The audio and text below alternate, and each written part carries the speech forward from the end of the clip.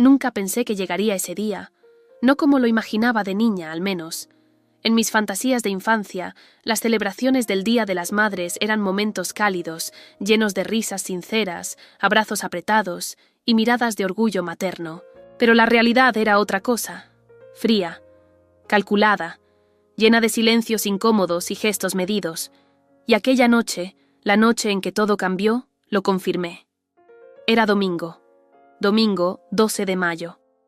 El sol había caído hacía horas, pero la tensión ya había comenzado a acumularse mucho antes, como si el universo supiera lo que estaba a punto de estallar. El comedor estaba adornado con flores que mi hermana Ana había mandado traer desde una florería carísima del centro. Miguel, mi hermano mayor, llegó con su esposa y sus 2 hijos, todos perfectamente vestidos, como si fuesen una postal familiar. Yo llegué sola, con una botella de vino barato y una calma fingida que apenas lograba sostenerme de pie. Mi madre nos recibió en la entrada como siempre, con una sonrisa perfectamente coreografiada, un beso en la mejilla y un comentario pasivo-agresivo, apenas disfrazado de halago. ¿Viniste sola otra vez, Olivia? Pensé que quizás esta vez te animarías a traer a alguien especial, o al menos peinarte mejor. No respondí. Solo sonreí con los labios, como había aprendido a hacer desde los últimos 14 años. Entré, colgué mi chaqueta y me preparé mentalmente. Había ensayado cada palabra que diría esa noche, cada frase, cada pausa, cada mirada directa, pero incluso así, el peso de lo que sabía, de lo que había descubierto, me oprimía el pecho. Nos sentamos todos en la gran mesa de madera que había pertenecido a nuestra abuela. Los platos brillaban, la vajilla estaba perfectamente alineada y el olor del cordero al horno llenaba el aire. Todo parecía perfecto, demasiado perfecto. Y como siempre, eso era señal de que algo iba a romperse. Durante los primeros minutos, la conversación fue superficial. Comentarios sobre el clima, el tráfico, los niños. Ana hablaba de su agencia de marketing, Miguel de una cirugía reconstructiva que había salido en la prensa local. Mi madre reía, orgullosa de sus triunfos. De pronto, en medio de una pausa, incómoda, ella me miró. ¿Y tú, Olivia?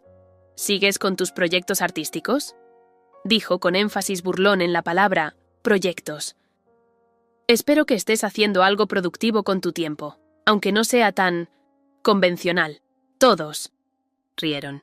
Incluso Ana soltó una risita corta, como si no supiera de qué lado estar. Yo la miré, no con enojo, no aún, sino con una especie de tristeza anticipada. Sabía que ese era el momento, el detonante que tanto esperaba. Tomé aire. Sentí el corazón golpeando contra mis costillas. Mis manos sudaban debajo de la mesa, pero mi voz salió clara. ¿Sabes, mamá? Justo pensaba en eso, en lo productivo que ha sido este año para mí. Ella arqueó una ceja. ¿Ah, sí? Sí. Encontré algo. Mejor dicho, muchas cosas. Documentos, cartas, grabaciones, secretos, todos bien guardados, pero no lo suficiente. Nadie dijo nada. Las risas murieron de golpe. El tenedor de Miguel quedó suspendido en el aire. Ana me miró con los ojos bien abiertos. ¿De qué estás hablando, Olivia?, preguntó ella, con un tono más nervioso que curioso. Me levanté lentamente de la silla. Sentí como si todo el oxígeno del comedor hubiera sido succionado. Caminé hacia mi bolso, apoyado en la repisa junto al reloj de pared. Lo abrí. Saqué una pequeña caja negra y la puse sobre la mesa. Esto, dije con voz firme, contiene la historia real de esta familia, la que ustedes no conocen o prefieren no conocer. Mi madre palideció. Lo noté. Su mano derecha tembló apenas, lo suficiente como para que Ana la notara también. «Olivia, ¿qué estás haciendo?», preguntó Miguel con una mezcla de fastidio y miedo. Lo que debería haber hecho hace años, decir la verdad. Romper el silencio. Mi madre intentó reír. Una risa seca, nerviosa, fuera de lugar. Esto es absurdo, no hagas escenas. Siempre has tenido esa necesidad de llamar la atención. Como cuando tenía 17 y tú interceptaste. Mi carta de aceptación en la Escuela de Arte en Madrid y la quemaste. Un silencio atronador cayó sobre la mesa. Ana se llevó la mano a la boca. Miguel me miró confundido. «Eso no», comenzó mi madre. «¿No pasó? ¿Seguro?» Porque encontré la carta, chamuscada, escondida en la caja fuerte del estudio. Con una nota tuya. «Esto no le conviene. No puede saberlo nunca». La voz me tembló en la última palabra, pero seguí. No había vuelta atrás. ¿Y qué tal las transferencias del fondo de mi abuelo, el que me dejó a mí? El dinero desapareció, misteriosamente cuando tú necesitabas cubrir la entrada de la casa de Miguel. ¿Y los contactos que saboteaste? ¿Las llamadas a las galerías fingiendo ser otra persona para que no me contrataran? Mi madre se levantó bruscamente. «Basta, esto es una locura». «No, mamá, lo que fue una locura fue vivir creyendo que yo era la decepción, la fracasada, mientras tú manipulabas cada paso que daba. Mientras tú me hacías sentir menos. Mientras tú me robabas no solo oportunidades, sino mi identidad». Ana lloraba en silencio. Miguel parecía petrificado. Tú eras mi hija. Solo quería lo mejor para ti», dijo mi madre, ahora con voz temblorosa. «No, querías lo mejor para ti, para tu imagen, para tus favoritos, porque nunca soportaste que yo fuera distinta, que no me conformara con tu guión familiar». Me acerqué a la caja negra, la abrí. Dentro había copias de todo, cartas, fotos, grabaciones, estados de cuenta. Los puse uno a uno sobre la mesa. «Aquí está todo, y si algo me pasa ya lo envié a varios contactos. No pueden esconderlo». Nadie dijo nada. El silencio era un grito contenido. Solo el tic-tac del reloj rompía la atmósfera enrarecida del Lima 1907. Comedor. «Feliz Día de las Madres, mamá», dije finalmente con la voz rota. «Ojalá algún día entiendas lo que eso realmente significa». Y me fui. Dejé la caja, los secretos y el peso de años sobre esa mesa. Cerré la puerta tras de mí, sabiendo que, por primera vez, era yo quien tenía el control de mi propia historia. El silencio posterior a mis palabras fue más ensordecedor que cualquier grito. Todos me miraban como si hubiera soltado una bomba en medio de la mesa. Mi madre, con su impecable vestido de lino blanco y su collar de perlas, que solo sacaba en ocasiones especiales, parecía petrificada. Su copa de vino temblaba ligeramente en su mano derecha. Ana dejó caer el tenedor al plato, y Miguel se recostó en la silla como si necesitara apoyo físico para procesar lo que acababa de oír. La abuela dejó de masticar, con los ojos muy abiertos, pero fue mi madre quien rompió el silencio. «¿Y ahora qué estupidez estás diciendo, Olivia?». Escupió las palabras con una sonrisa forzada, esa que usaba para maquillar su desprecio. «Cuando había visitas. No tienes vergüenza. Justo hoy, el Día de las Madres, vienes a hacer un espectáculo. Qué conveniente que esperes a tener toda la atención sobre ti, como siempre». «Mamá», intentó interrumpir Miguel, pero ella levantó la mano sin mirarlo. «No, Miguel, basta de excusas. Olivia siempre ha sido la oveja negra de esta familia. Mientras tú te convertías en cirujano y Ana en una empresaria de éxito, ella andaba por ahí con sus cuadritos y sus ideas de artista. Siempre mendigando atención, siempre haciendo dramas para que todos miráramos hacia ella. ¿Sabes qué?», dije mientras me levantaba lentamente de la silla. Las manos me temblaban, pero mi voz salió firme. «Tienes razón. He hecho muchas cosas para que me miren, pero no por vanidad. Lo hacía porque me estaban asfixiando. Y ¿sabes qué más, mamá? Ya no necesito que me mires». Puse sobre la mesa una pequeña caja negra, la misma que me había acompañado, desde que la encontré escondida detrás de las cajas de Navidad en el sótano. La abrí lentamente, dejando ver un montón de documentos, papeles amarillentos, sobres cerrados, fotos, recibos bancarios y, lo más importante, un pendrive. «¿Qué es eso?», preguntó Ana, su voz entre el miedo y la curiosidad. «Esto, querida hermana, es la verdad. Toda la verdad que he recopilado durante meses, años en realidad, porque siempre supe que algo no cuadraba. Las mentiras empezaron cuando era una niña. cuando me decías, mamá, que papá me consentía demasiado, que me volvía débil. Pero no era eso, ¿verdad? Era que él veía algo en mí que tú no podías controlar. No empieces con tus teorías de conspiración, rió ella con arrogancia, aunque su rostro había perdido color. Entonces, ¿por qué encontré cartas de papá escondidas en el sótano? Cartas que me escribió y que nunca me diste. Cartas donde hablaba de llevarme con él, de protegerme de ti. ¡Eso es mentira!, gritó mi madre golpeando la mesa. ¿Mentira?, dije sacando una de las cartas, ahora protegida en una funda plástica. ¿Y esto? También es mentira, con tu letra encima tachando las partes donde papá decía que quería verme. ¿Las fechas coinciden con los días en que me decías que él no quería saber nada de mí? ¿Qué está pasando? ¿Aquí?, susurró la abuela, mirando a su hija con el ceño fruncido. Te dije que no destaparas el pasado, Olivia. Hay cosas que es mejor dejar enterradas, dijo Ana, bajando la mirada. ¿Y por qué? ¿Porque conviene más la mentira? ¿Porque así nadie tiene que enfrentarse a la realidad? Metí la mano en la caja y saqué una carpeta con documentos legales. Los puse uno por uno frente a Miguel, quien los miró con creciente inquietud. ¿Reconoces esto, Miguel?, le pregunté. Son los contratos de mi residencia médica, los préstamos, dijo confundido. No eran préstamos, hermano, no de un banco. Salieron de una cuenta a nombre de papá, una cuenta que debía ser mía según su testamento, una cuenta que mamá vació lentamente para pagar tu educación. Miguel me miró horrorizado. Ana se cubrió la boca con las manos. Mi madre seguía en silencio, pero sus ojos se movían frenéticamente. No lo sabía, susurró Miguel. Mamá dijo que era un fondo que ella había creado con ahorros personales. Y tú te lo creíste. Igual que Ana se creyó que el capital inicial para su agencia vino de una herencia lejana de la tía Matilde. ¿Recuerdas eso, Ana? Sí, claro, pero la tía Matilde murió sin un centavo. Lo que recibiste fue un traspaso directo de 1900 y esa misma cuenta. ¡Ya basta!, gritó mi madre poniéndose de pie. Eres una ingrata. Todo lo que hice fue por esta familia. ¿Por la familia? ¿O por control?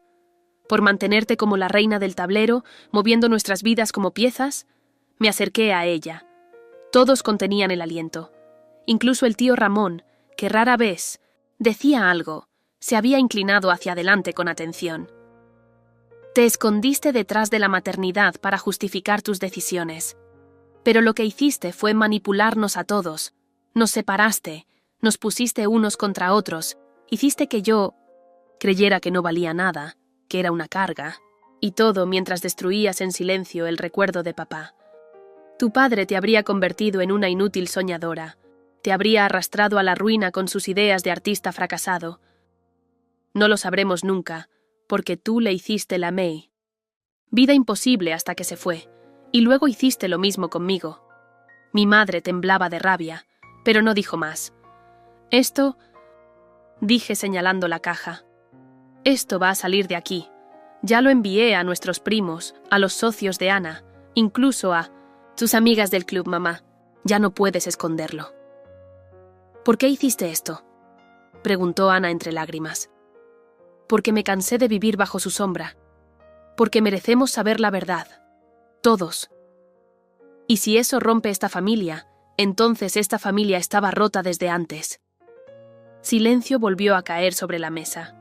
Un silencio denso, cargado de siglos de palabras no dichas. Me senté lentamente, dejando que las emociones se calmaran.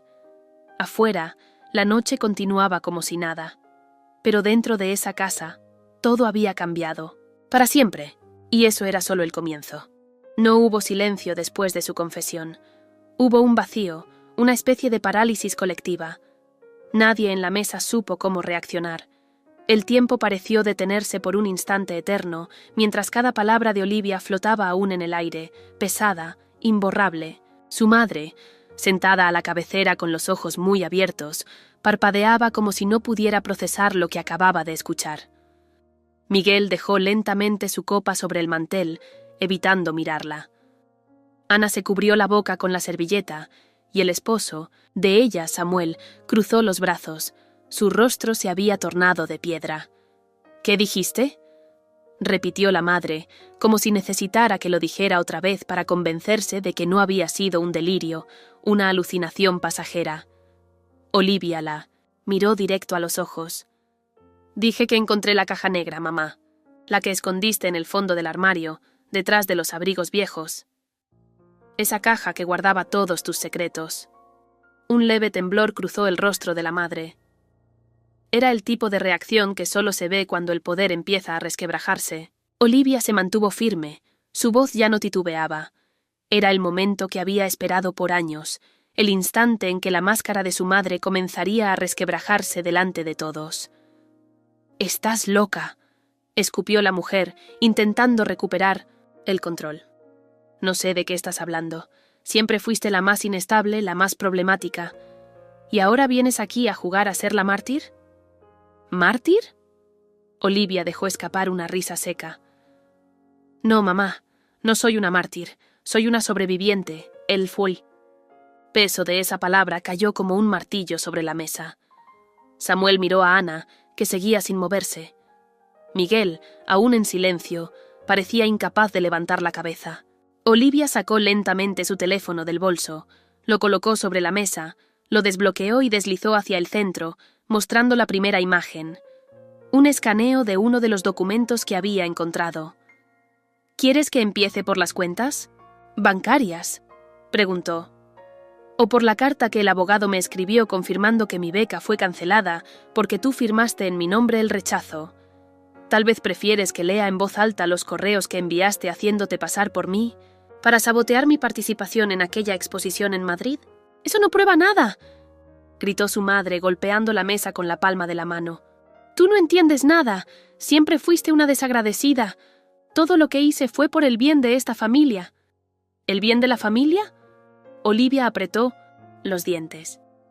«¿Es por eso que usaste mi fondo universitario para pagar el viaje de Miguel a Suiza? ¿O cuando invertiste en la agencia de Ana con el dinero que mi padre me dejó?». Ana alzó la vista, con lágrimas escurriendo por sus mejillas. «¿Qué?», murmuró. «Mamá, ¿eso es cierto?». «No fue así», dijo la madre con voz entrecortada. Yo tomé decisiones difíciles. Tu padre no sabía lo que hacía cuando asignó esos recursos. Olivia siempre fue inestable. No podía confiar en que usara ese dinero sabiamente. No podías confiar en mí, o no querías que creciera lejos de tu control. Espetó Olivia, su voz quebrándose por primera vez.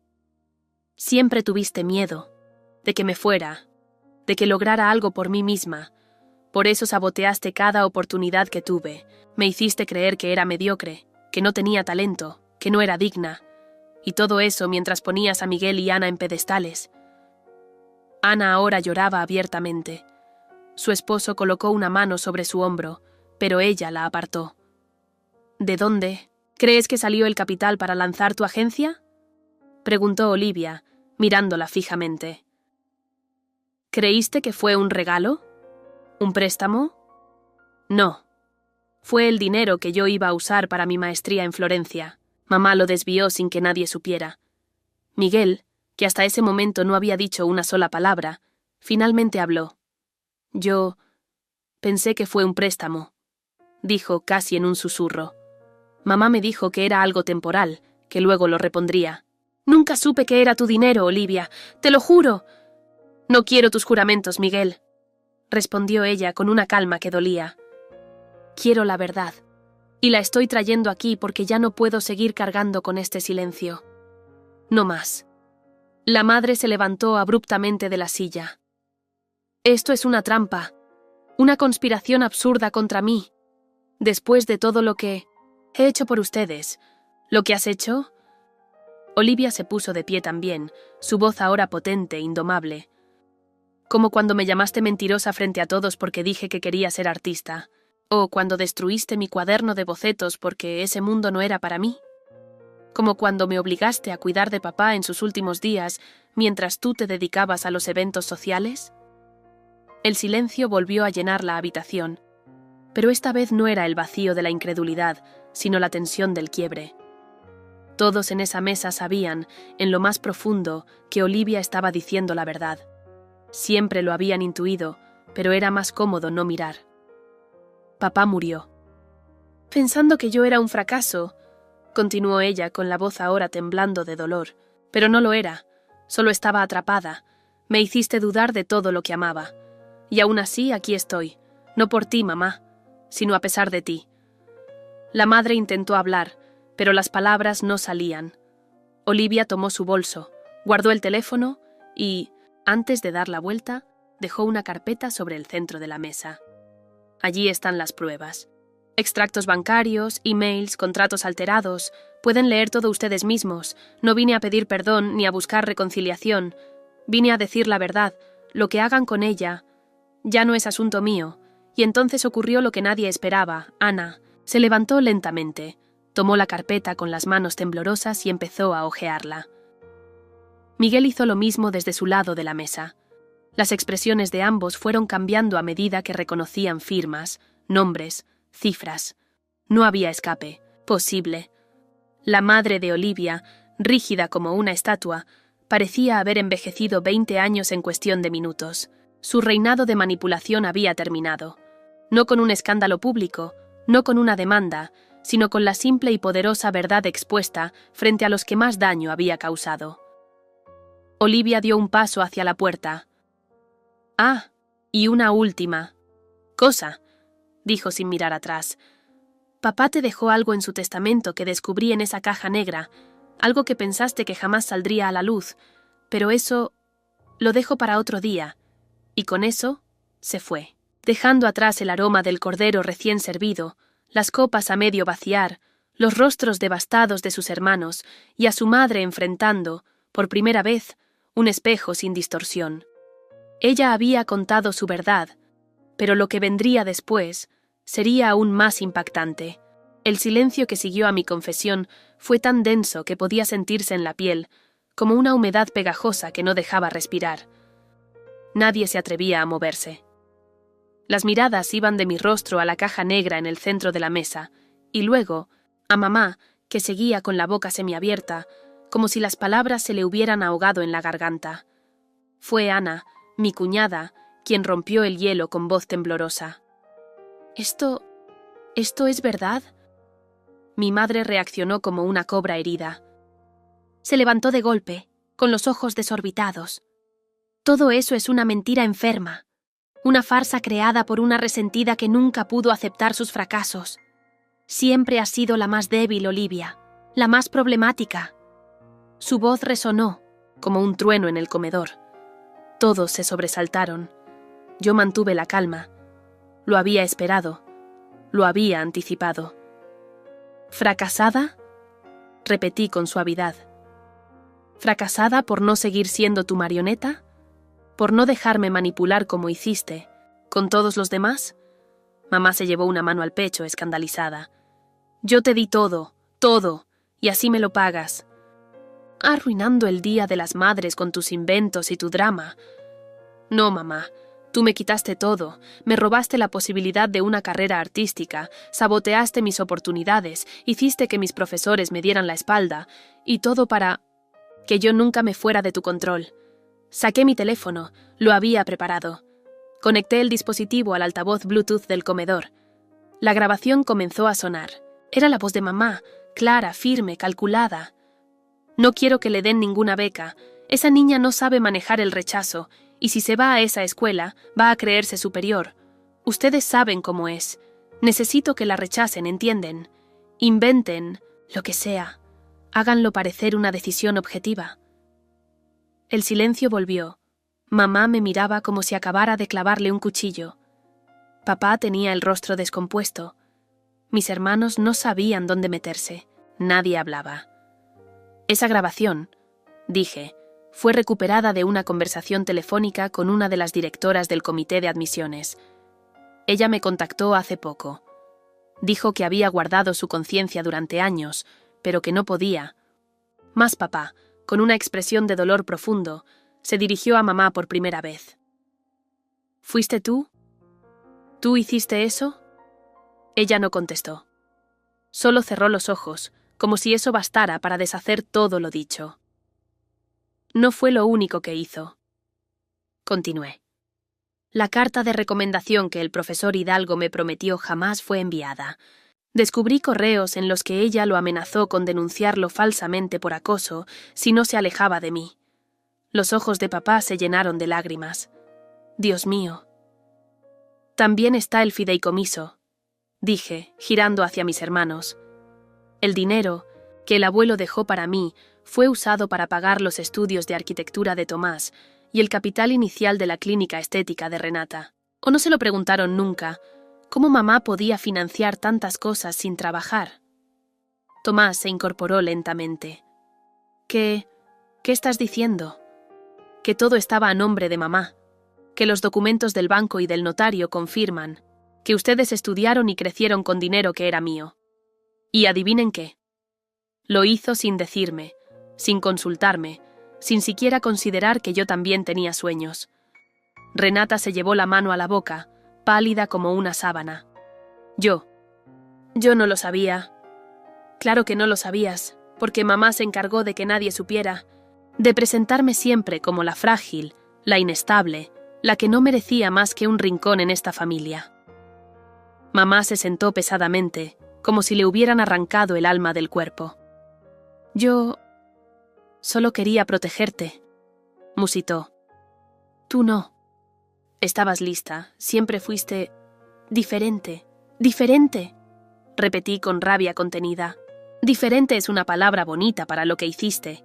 Me anulaste, me hiciste dudar de mí misma, me encerraste en una jaula emocional mientras los demás volaban, y ahora que ya no puedes controlarme, dices que solo fue protección. No, mamá, fue crueldad. Papá apoyó la cabeza entre las manos. Nadie comía, nadie respiraba. El aroma de la comida se mezclaba con el aire espeso del escándalo. Esto no puede ser cierto, dijo Tomás con la voz rota. Dime que no es cierto. Saqué una carpeta, la misma que había preparado con todas las pruebas. La dejé sobre la mesa.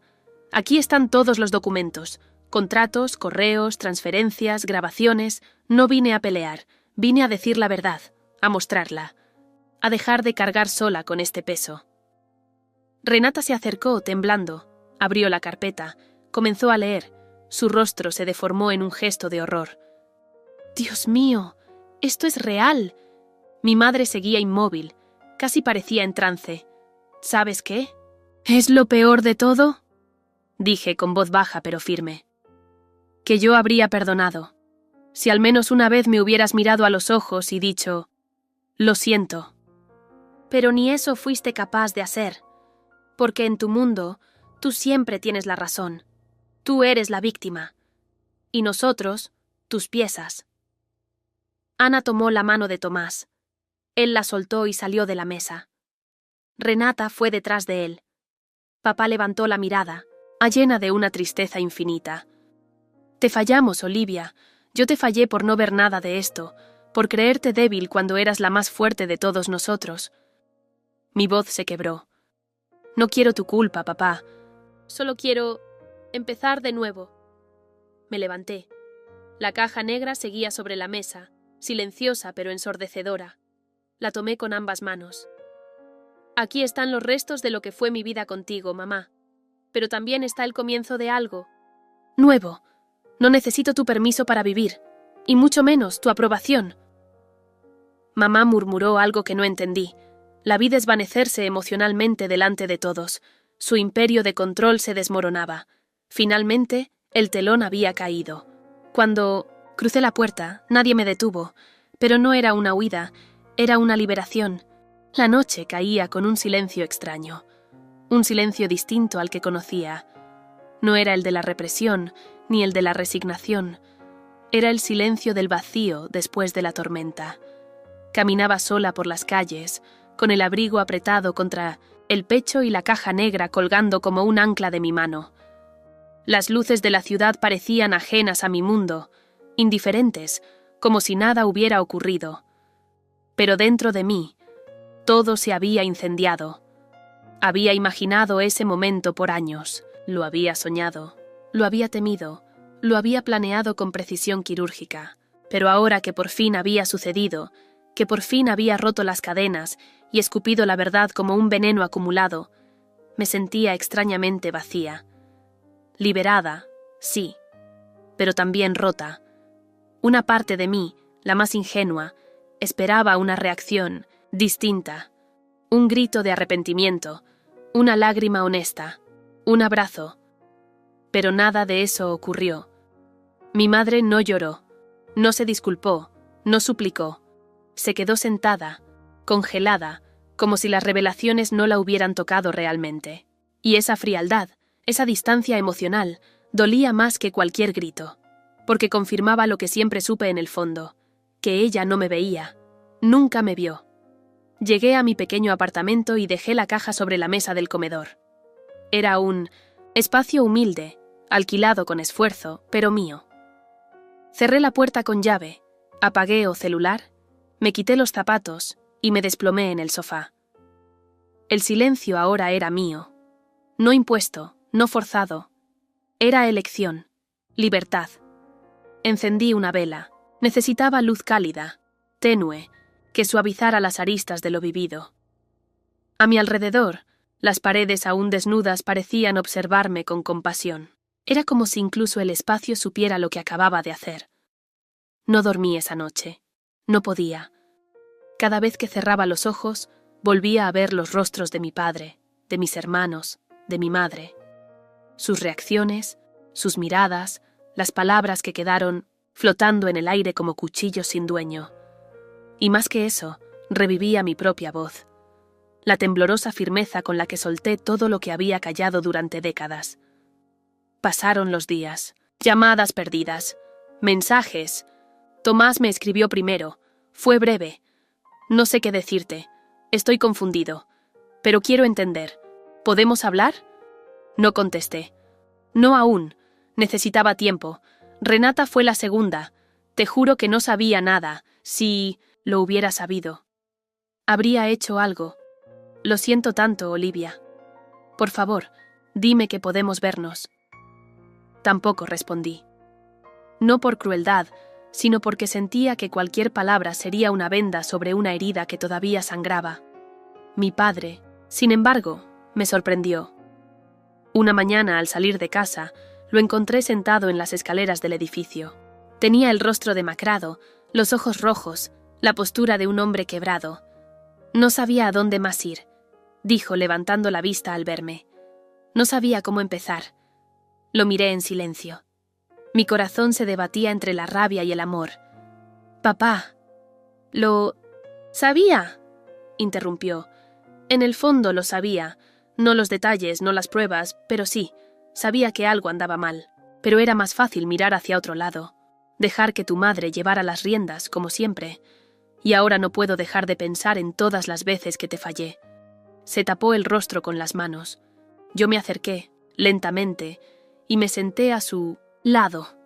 «Nunca me defendiste», dije con voz quebrada. «Nunca me preguntaste cómo estaba. Solo asumiste que yo era la complicada, porque me daba miedo enfrentarla. A tu madre, a su control.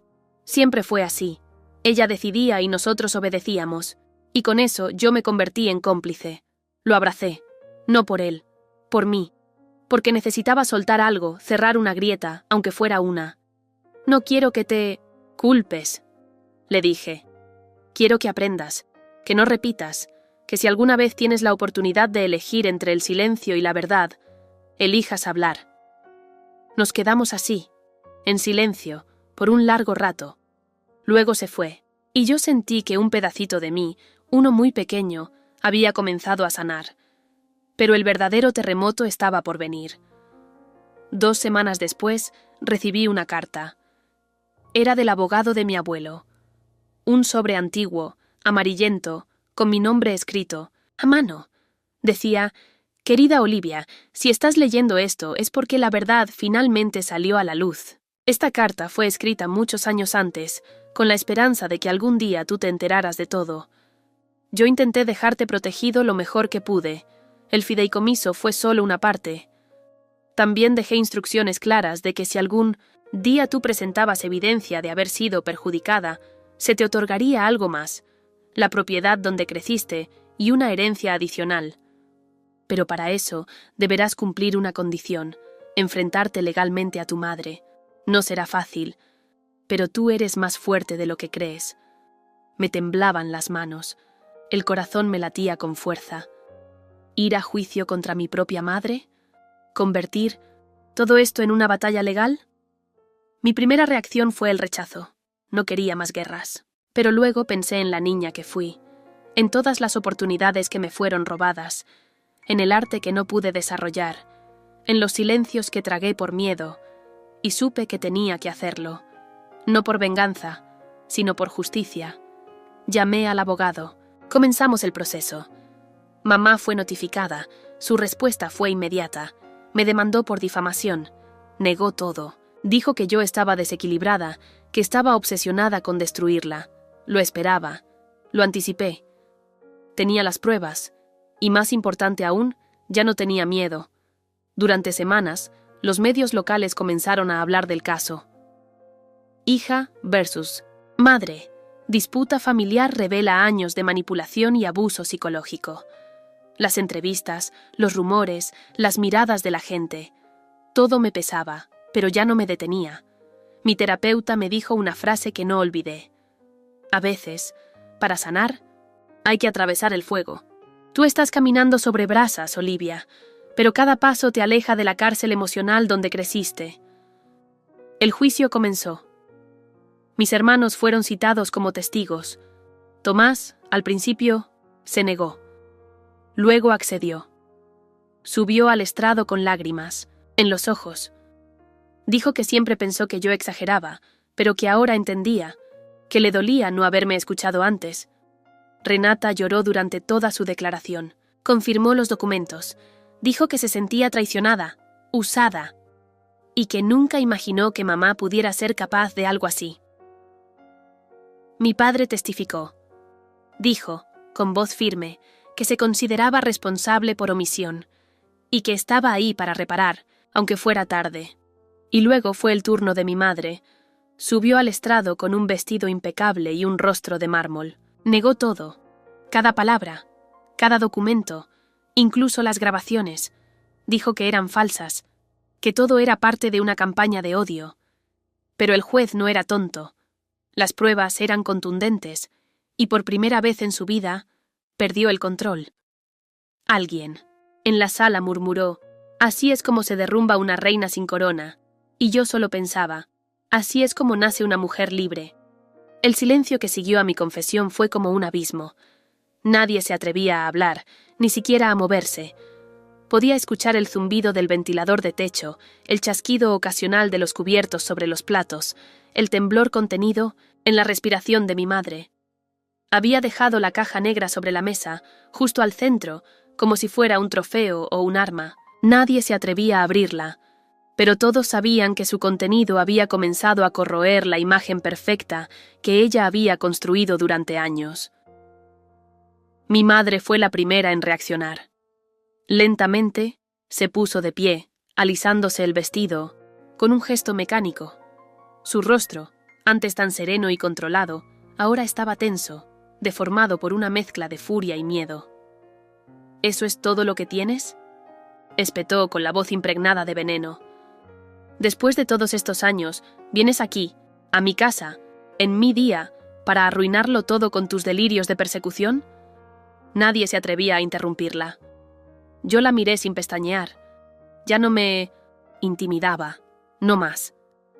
«Tú siempre has sido la oveja negra», continuó señalándome con un dedo acusador. «Mientras tus hermanos avanzaban, tú te quedabas atrás, soñando con esas tonterías de artista, encerrada en tu mundo de fantasías. ¿Y ahora pretendes hacerte la víctima?». «No estoy soñando, mamá», le respondí con calma, aunque sentía un fuego interno ardiendo en mi pecho. «Estoy despertando». La tensión era tan densa que casi podía palparse. Mi hermano menor, Pablo, miraba hacia su plato, incapaz de sostenerme la mirada. Martina, la mayor, tenía el ceño fruncido, confundida, como si estuviera reevaluando toda su vida en ese instante. «Todo lo que dije es verdad», continué. «Y hay más, mucho más». Me incliné ligeramente hacia la caja, abrí la tapa y saqué uno de los sobres clasificados con etiquetas rojas. Era el que contenía los registros de transferencias bancarias desde la cuenta de papá, justo antes de su muerte, hacia una cuenta a nombre de mi madre que nadie conocía.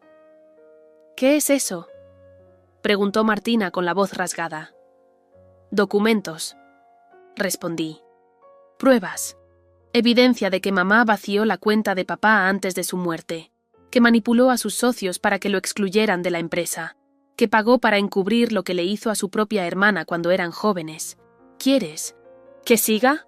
«¡Mentira!», gritó mi madre. «Todo eso es falso. Inventos de una mente enferma». «¿Seguro?», dije, mostrando el contrato firmado por ella misma donde reconocía la transacción. «¿También es falso este documento notariado? ¿La grabación donde le dices a tía Clara que se calle o te encargarás de arruinarle la vida?» Los ojos de todos giraron hacia ella. La máscara se resquebrajaba, centímetro a centímetro. «¿Qué está pasando, mamá?», preguntó Pablo con un hilo de voz. «¿Es cierto todo esto?». Ella no respondió. Simplemente se hundió en su silla como si todo el aire hubiese abandonado su cuerpo. Fue entonces cuando tomé una carpeta diferente. «¿Y qué hay de esto?», dije con firmeza. «Los informes médicos falsificados que impedían que yo recibiera la beca artística. Tú dijiste que me habías inscrito tarde, pero aquí está el correo en el que pedías que no me consideraran, alegando que tenía problemas psicológicos. Eras inestable, llorabas por todo, te pasabas días encerrada en tu habitación, pintando cosas oscuras», se defendió casi suplicando. «Solo quería protegerte». «No, mamá», le dije, «querías apagarme, anularme, porque sabías que si brillaba no podrías controlarme». El aire se hizo aún más espeso. Martina se levantó de su silla, caminó hacia mí y tomó uno de los documentos. Era el recibo de la compra del auto que supuestamente papá le había prometido a Pablo antes de morir. La firma no coincidía. «Esto no es de papá», dijo con voz temblorosa. «Esta firma no es suya». «Porque fue falsificada», asentí. Como muchas otras cosas, mi madre se cubrió el rostro con las manos. Por primera vez en años parecía frágil, humana. Pero no me conmoví, no después de todo lo que había vivido. «¿Cuánto sabías tú?», le preguntó Martina a Pablo. «Nada, te juro que nada», respondió, pero ya no sonaba tan seguro. Siempre pensé que mamá hacía lo mejor para todos. «¿Y a qué costo?», dije yo, porque lo que no saben es que ella no solo manipuló nuestras vidas, también destruyó otras. Saqué la última carta. Era de Clara, la hermana de mi madre, a quien todos creíamos inestable. En la carta, Clara explicaba cómo había sido forzada a internarse en una clínica por recomendación médica, después de que mi madre la acusara de ser una amenaza para la familia. Lo hizo para quedarse con su parte de una herencia. «Clara está viva, está mejor. Hablé con ella hace unas semanas, me dio todo esto». Mi madre levantó la vista completamente pálida. «Ella no iba a hacer nada con eso», murmuró. Solo estaba dolida. ¿Dolida? ¿Después de que la hiciste pasar por loca y la aislaste de todos nosotros? En ese momento se rompió algo en la sala. No fue un objeto, fue la ilusión. El retrato familiar perfecto que mi madre había pintado. Durante años se había hecho añicos frente a todos. «¿Por qué?», preguntó Martina con lágrimas en los ojos. «¿Por qué hiciste todo esto?». «Porque nadie me ayudó nunca», respondió mi madre, casi en un susurro. «Porque siempre tuve que pelear sola. Y pensé que si controlaba todo, nadie nos haría daño». «Nos hiciste daño tú, mamá», dije. «Y peor aún, nos hiciste creer que era amor». Nos quedamos todos en silencio. El reloj del comedor marcaba las 9 en punto. El jantar del Día das Madres se había convertido en un juicio sin veredicto. Todos sabíamos que después de esa noche ya nada sería igual. Pero yo me sentía libre. Había dicho la verdad. Había soltado el peso de años de manipulación, mentiras y dolor. Y lo mejor, o lo peor, estaba por venir. Y ahí estaba ella, de pie, con todos los ojos clavados como dagas en su espalda, con las voces ahogadas en sus gargantas. con el pasado sangrando sobre la mesa, como un mantel manchado por años de silencios, traiciones y mentiras. Y ahora, ¿qué lo saben?, dijo Olivia, su voz aún temblorosa pero firme. Díganme, ¿quién es el verdadero monstruo aquí? Un silencio sepulcral cayó sobre la mesa. Solo se oía el leve tintinear de los cubiertos cuando alguno caía de las manos, trémulas de los presentes. Su madre, Clara, aún estaba sentada, pero su rostro ya no era el de una mujer orgullosa. Era el rostro de alguien derrotado, atrapado en su propia red. Ya no quedaba maquillaje ni pose que la salvara. Su expresión era una mezcla de pánico, ira y humillación. «Tú no sabes lo que estás diciendo», musitó Clara casi sin voz. «Estás confundida. Siempre fuiste emocional, impulsiva, siempre tuviste esa necesidad de llamar la atención. No, mamá. Esta vez no voy a permitir que me calles. Esta vez no voy a dejar que tuerzas la realidad para encajarla en tu versión. Conveniente de la historia». Olivia respiró hondo. La cena estaba completamente arruinada. Los hermanos no decían palabra. El padre, cabizbajo, no podía sostener la mirada. Y ella. Ella sentía una mezcla de alivio y vértigo, como si hubiera abierto una puerta que siempre estuvo cerrada, como si hubiera gritado en medio de una tormenta. «Yo te admiraba», dijo, mirando a su madre directamente a los ojos. «Incluso cuando me hacías sentir menos, incluso cuando me mirabas con esa mezcla de decepción y desprecio. Pensaba que lo hacías porque esperabas más de mí, porque querías que fuera mejor. Más fuerte, más exitosa». Pausa. Un nudo en la garganta. «Pero ahora entiendo que no, que simplemente no sabías amar, que solo sabías competir, controlar, manipular, y que yo era solo una pieza más en tu tablero». Clara intentó replicar, pero esta vez Olivia no la dejó.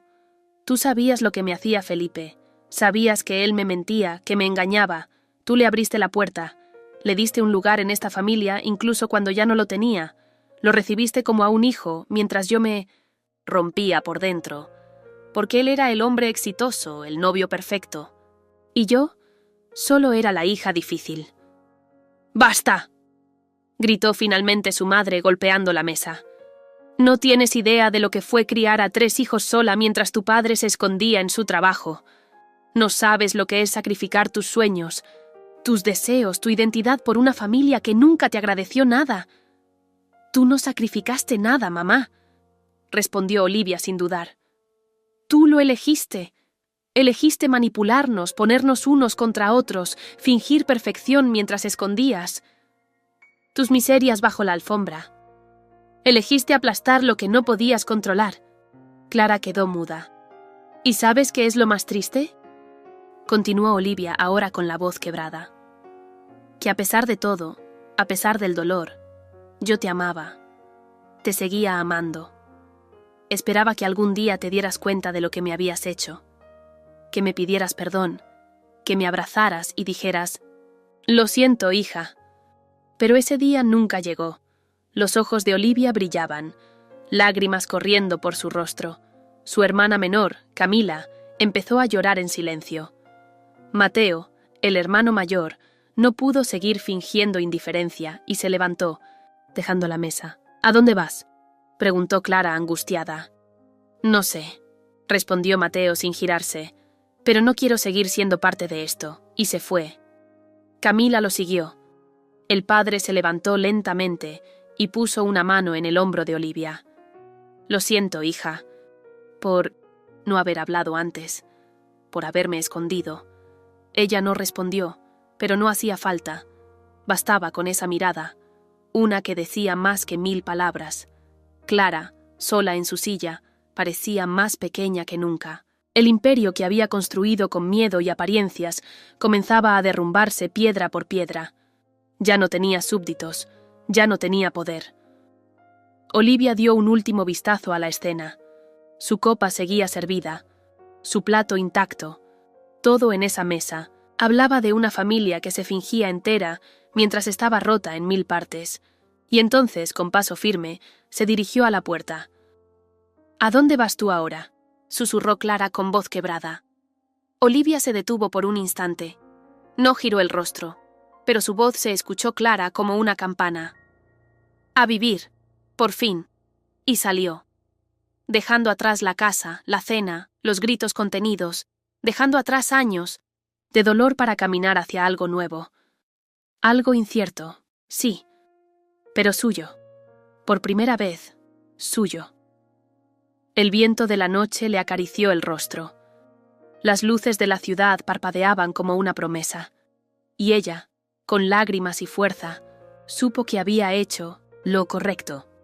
A veces, para renacer, hay que quemar lo que nos destruyó, y Olivia lo había hecho. Fin.